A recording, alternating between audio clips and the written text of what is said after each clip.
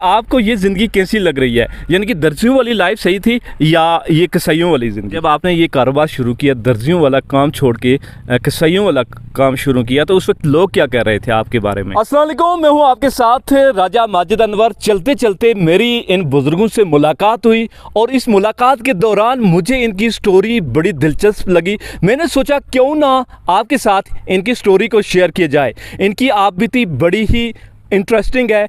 ये इनके साथ कुछ ऐसा बीता, कुछ ऐसे अल्फाज इनको कहेंगे कि उसके बाद ये अपना प्रोफेशन छोड़ के, अपना पेशा छोड़ के इन्होंने दूसरा पेशा अपनाया। इसकी क्या वजह हुई, इनकी आप बीती क्या है, आज की इस वीडियो में हम आपको दिखाएंगे।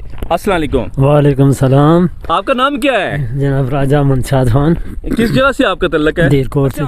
थोड़ी देर पहले आप अपने बारे में बता रहे थे कि आप कसाई का काम करते हैं, लेकिन कसाई का काम आपने किस वजह से स्टार्ट किया, यही आप बीती आप हमें आज बताएं। जनाब मैं दर्जियों का काम करता था और मेरी अचानक एक बकरी सर्दी की वजह से ज़बह हो गई। अपनी मेरी बकरी। अच्छा। तो मैंने कसाईयों को गोश्त दिया और उन्होंने 26 किलो गोश्त का मुझे सिर्फ 1200 रुपया दिया। कितना बनता था उस वक्त? 5200 बनता था। 5200, ठीक है। ठीक है। उसके बाद मैंने उधर ही जो है ना कसम उठाई कि मैं ये काम करूँगा और किसी के साथ ज़्यादती भी नहीं करूँगा, तोल के हिसाब से ले जाऊँगा जिसकी भी कोई मैं बकरी ज़बह होगी। ठीक है। अच्छा, ये बताएं कि उस वक्त उन्होंने आपके साथ क्या आपके साथ बात की जिसकी वजह से आपकी ज़िंदगी बदल गई? मुझे उन्होंने कहा कि ये 1200 ले लो। मैंने कहा कि ये भी आप ले जाओ। और मुझे जो नुकसान होना था वो तो हो गया। तो जब मैंने ये काम शुरू किया, ये कसाई का काम शुरू किया, वो आदमी मुझे कहता है कि आप किस गंदे काम में पड़ गए हैं। अच्छा। तो मैंने उसको ये कहा कि इस गंदे काम में डालने वाले आप हैं। ठीक है। हाँ। उस वक्त उसने क्या कहा? उसने कहा कि ये वो पैसे आपको मैं दे देता हूँ, दे देता हूँ, आप पीछे हट जाएं। आपने क्या उससे कहा? मैंने कहा कि बात अब मैंने टाइम ज़ाया कर दिया, पीछे हटने वाली बात नहीं है। अच्छा, ये बताएं कि अब आपका ये कारोबार कैसा चल रहा है? शुक्र अल्हम्दुलिल्लाह, अल्लाह का करम है।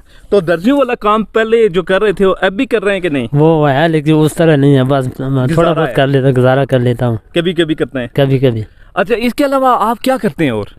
और कुछ भी नहीं, ये बकरियों का कारोबार ही है। सिर्फ बकरियों का कारोबार? भैंस वगैरह, गाय वगैरह कोई नहीं? वो कोई ऑर्डर शार्डर लग जाए तो फिर नाला ज़बह करके दे देता हूँ, वैसे उसका मुझे शौक नहीं है।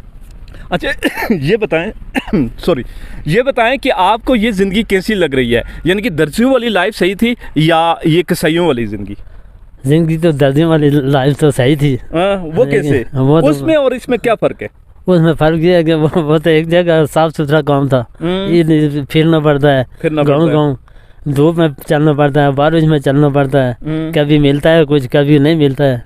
हाँ। यानी कि वो वाली ज़िंदगी सही थी, ये वाली नहीं? वो सही थी। पैसे इसमें ज़्यादा हैं या उसमें? पैसे तो एक जैसे हैं। वो दादियों का आज 1000 का जोड़ा सिलाई करते हैं, अगर 4 जोड़े सिलाई करो तो 4000 तो सीधा है। अच्छा, ये बताएं कि छोटा सा बकरा आप लाते हैं या बकरी लाते हैं, छोटा जानवर, उसमें तकरीबन कितनी बचत हो जाती है? बचत 500, 1000, 1500 ये मुख्तलिफ होती है, यानी कि एक हिसाब से नहीं होती। आपका टारगेट क्या होता है कि एक जानवर से कितने बच्चे? 1000 कम से कम 1000 तो होना चाहिए। 1000 होना चाहिए। ठीक है। अच्छा, एक और बात बताएं कि आपके घर वाले इस ज़िंदगी से मुतमईन हैं कि यार व्यापारियों वाला कारोबार इसने शुरू कर दिया, या लोगों ने आपको क्या कहा जब आपने ये कारोबार शुरू किया? तो उस वक्त घर वाले मुतमईन हैं, लोग जो है ना बड़ी खुशी से मुझे जो है ऑर्डर वगैरह देते हैं। शुरू में जब आपने ये कारोबार शुरू किया, दर्जियों वाला काम छोड़ के कसाईयों वाला काम शुरू किया, तो उस वक्त लोग क्या कह रहे थे आपके बारे में? हाँ, लोग कह रहे थे कि आप तो दर्जियों का काम करते हैं, इधर ये काम क्यों करते हैं? मैं वही पीछे वाली कहानी जो है उनके साथ शेयर करता, पूरी कहानी वो शेयर की। अच्छा, ये बताएं कि अक्सर लोगों का ये ख्याल होता है कि जो व्यापारी होते हैं, जो कसाई होते हैं, वो यानी कि इंसान को दूसरे अल्फाज से वो उसके ऊपर जुल्म करते हैं, यानी कि जालिम होते हैं कि उसके साथ ज़्यादती करते हैं। क्या वाकई ये सही है? ये बात बिल्कुल सही है। कैसे? किसी का कोई चीज़ नुकसान हो जाती है जब, तो ये आधे पैसे भी नहीं देते हैं, आधे से भी कम देते हैं।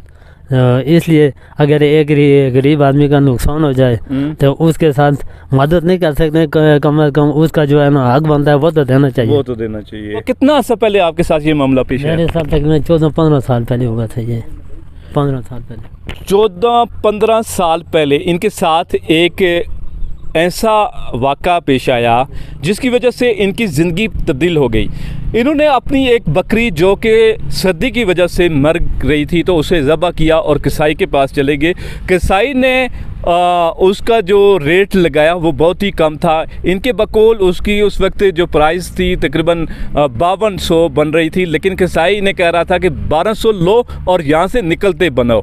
लेकिन इन्होंने वो 1200 लेने के बजाय कसाई का काम शुरू करने का फ़ैसला किया और आज ये कसाई हैं और अपनी ज़िंदगी से मुतमईन हैं और बेहतर अंदाज में इस चीज़ को मैनेज कर रहे हैं। और इनका सबसे बड़ी जो मुस्बत सोच है ना वो ये है कि किसी के साथ ज़्यादती ना हो। अक्सर हमने ये देखा है कि कसाई ये काम करते हैं कि सपोज़ करते हैं कि किसी का जानवर गिर जाता है तो उसको ज़ाहिर ज़बह करना पड़ता है क्योंकि हमारा पहाड़ी इलाका है, तो वो उसका रेट कम लगाते हैं और जाके बेच देते हैं। आधे से भी कम लगाते हैं, आधे से भी कम। और बाज़ औक़ात ये होता है कि बीमार और लागर जानवर वो बेचते हैं। इसकी क्या वजह है? लागर जानवर बेचते हैं लेकिन ये लोगों के साथ ज़्यादती होती है। ये अगर लागर जानवर हम बेचेंगे तो वो तो लोगों के साथ ज़्यादती होती है, पैसे पूरे लेते हैं तो लोगों के पल्ले तो कुछ नहीं पड़ता है। हमारे साथ राजा मुमशाद खान अभी अपनी आप बीती शेयर कर रहे थे। इनकी ज़िंदगी चंद अल्फाज की वजह से तब्दील हो गई। इनकी बकरी सर्दी की वजह से ज़बह किया,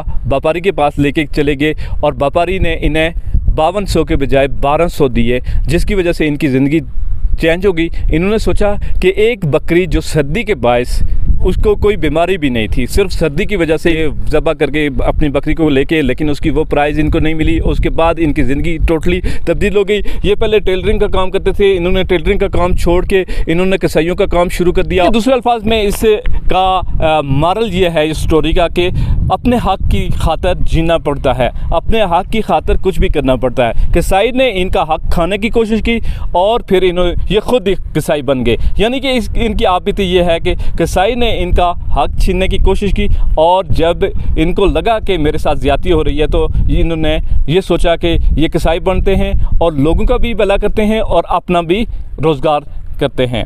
इसी के साथ मुझे इजाज़त दीजिए। अल्लाह निगहबान।